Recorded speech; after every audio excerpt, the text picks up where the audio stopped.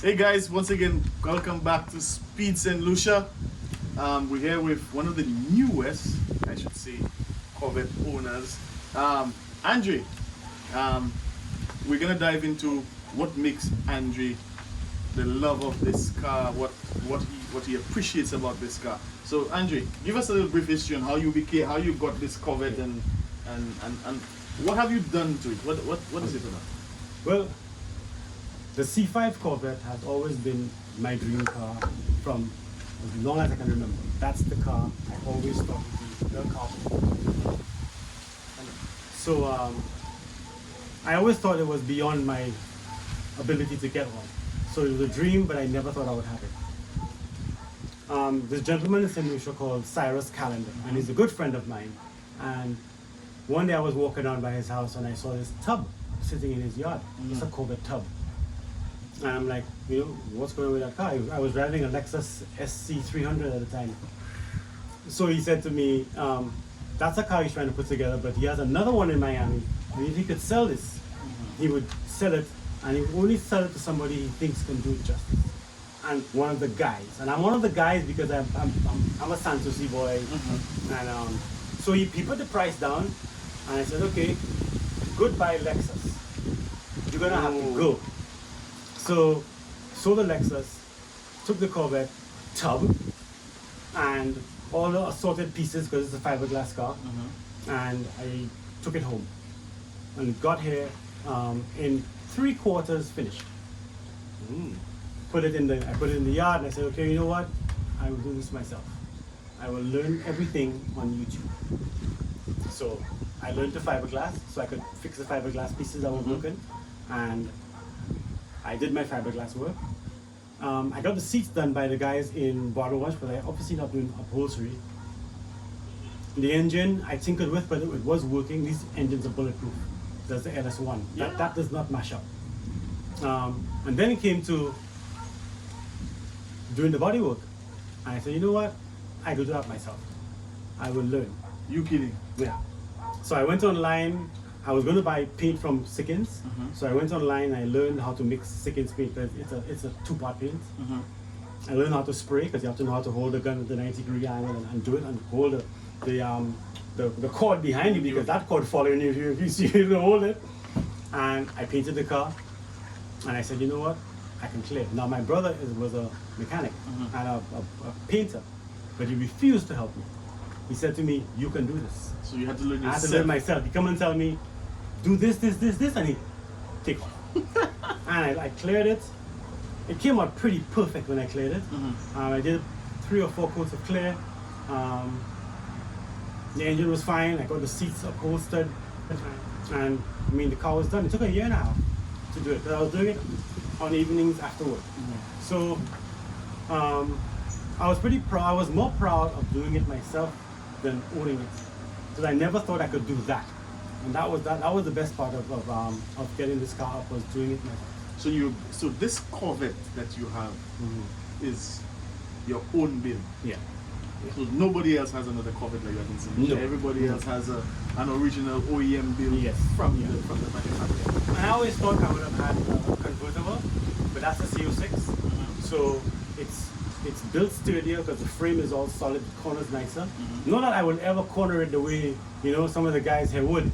But you send some words for some of our friends in the background. So It is good how it is. It's a 5.7 liter engine. It's a naturally aspirated V8. You put the pedal down and it will go. At my age, that's go enough for me.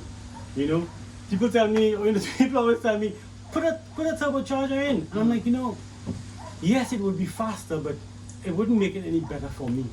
True. So, I put a Kohler intake in it. I did little things, but mostly it is stock. It's a stock. It's a stock. So, what brought you into the love of cars, Andrew? Right? Strangely, my brother and I have been into cars for longer than I can remember. We built our first Triumph Herald, which we drove. Our father saw us to the top of the mountain. We were going to Viewfort, so he followed us to the top of the mountain and then let us go. In those days, Viewfort was a journey, A long journey. Yeah. So we've always been into cars. My brother became more into cars than me. He had Camaros, he had Mustangs, and I went to work. I had a Honda. But the cars were always there, always in the back of my mind. And mostly, you get older, you build a house, I had a daughter, expenses, business taking your money. Cars at that level are things that you either do yourself or you have the money to do. So I had to do it myself. Because you didn't have the money. You have the money. So the time had to be right. And when Cyrus presented me with this vehicle, it was nowhere near complete, but the time was right. And I knew I could do it. I always take it the challenge, like when I set off to do a job, I never know how it's going to finish, but I will start. I will start and I will ask questions, and I know I'm going to get it done, but I'm not afraid to start.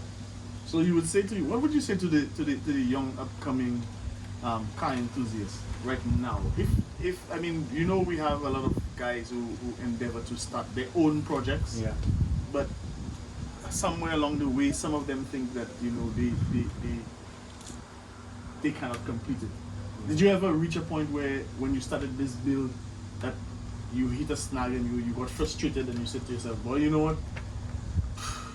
I'll give up." No. No. I have a weird, makes no sense kind of confidence that I know I will do it. I had good friends. People like Dennis Markey, who's an amazing St Lucian race car driver, amateur. And when I needed parts, like a bonnet, but the bonnet I first got was never straight enough. And the guys always said to me, "Boy, that's gonna bother you. Put that on your car." So I bought a new bonnet, and the guy said to me on eBay, "Come pick it up." In New York. I'm like, "Come pick it up?" How are you doing that? So I called Dennis. He was living in the Bronx, wintertime. It didn't take him 2 seconds to say yes. He was in New Jersey, wherever it was, and he sent me a picture. Got it. Got a bonnet. Got the bonnet, and he shipped it off to me. So don't underestimate friends that can help you. Don't be too cocky that you won't take advice. A lot of times people think they know everything, and you don't. I still don't know everything about the car. There's more that you can do than you think. YouTube has an answer for everything. Almost everything. Well, almost everything. Almost everything. But the rest is sort of like your innate ability to want to do things. But as far as the functional part of doing something, you can learn it. So to young people who want to do a project, first thing, if you don't have a passion for the thing, don't waste your time. Because car going to frustrate you. Okay? So passion first. Get something you love, like the vehicle you love. And then start to work. Sometimes the vehicle you love, this vehicle is a 2004. You're 20 years old? 20 years old, that looks beautiful. It's an impractical vehicle. So you try to get the most out of it because it's your toy. So my latest plan, conservative plan for most of those race guys, is I'm going to remove the catalytic converter so it sounds louder. I know my neighbors are not going to be very happy with me. You realize you live in Cape State, right? I know, but you never have to hear it all the time. It's just sometimes. Just sometimes. So I want to On a Sunday. Yeah, definitely After a Sunday. church. Definitely. If they keep the lockdowns going, I'll be tuning my car on a quiet Sunday when everybody's trying to relax. So I hope the police doesn't come and arrest you. I hope not. But like I said, I'm a nice guy. I'm a senior citizen. True. You know, so I'm gonna take out the cats. I know there's some. I'm gonna have to change the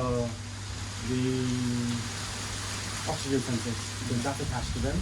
But that's nothing I paint in the car. I can do that. And but I really do want it to sound like a Vette. You know, I'm driving a 5.7 liter V8 engine, and I don't want it to sound like my father's car. You want it to sound like a 5.7. With 8, I want the 5.7 sound. So that's the next thing I'm doing. And then, you know, it just gets down to basics. Like, you know, buffing and cleaning and doing stuff. Half the fun is playing with it, you know. All right. You will not see me on the base racing. Why? I know, everybody But does. Andre, I mean, we understand, but Yeah. I mean, this is the thrill of it, isn't it? I know. But I'll tell you, when I floor that engine and I drop the clutch, the thrill is amazing for me already. So you just want to keep it as that? I want to keep it as that. And then I will drive. Sometimes I take people for drives and they freak out. I'm not doing anything. I'm just driving a little bit hotter than they used to. Nobody's used to having that kind of power under them. So if I'm in cap and I'm powering off, the person in the car is always freaking out, and I'm like, but I ain't doing nothing next to what those real car drivers would do. You know? I would not go in that car with my brother. If he wants to go and drive my car hot, You go by himself? he'll go by himself. Alright. You'll meet my brother. Alright. Okay. So I guess this is the next interview that we're going to have, Andrew's brother. And with that, thank you for signing on to Speed St Lucia. See you in the next episode. Thanks.